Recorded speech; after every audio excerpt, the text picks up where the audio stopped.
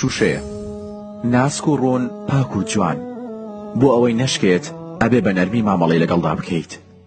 شوشە ئەگەر گەرم بکرێت ئەتوانی بە چەندەها شێوەشتی لێدرێنیت بەو شێوەی خۆ دەتەوێت، بەڵام کە سارد بووە ئەشکێت و زۆر زەحمەت چاک ئەبێتەوە. هەر ئەم شوشەیە ئەگەر تێکەڵ بکرێت لەگەڵ چەند مادەیەکی تردا ئەتوانیت بیکەی بە شوشەیەکی گول لە نەبڕ و بەرگەی زۆر هێزی قورس بگرێت.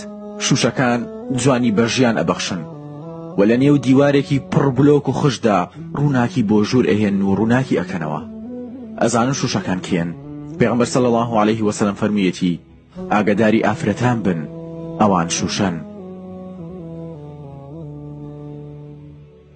ڕووناکی ماڵن و پارەزەرتن لە ئاگری دۆزەخ، دڵیان ناسکە وەکو شوشە، بەڵام ئامادەن بەرگەی زۆر ناڕەحەتی بگرن لەبەر خێزانەکەیان، ڕێزیان لێ بگرن و نازیان هەڵبگرن، مەهێڵن دیواری ناڕەحەتیشیان تێکیان بشکێنێت.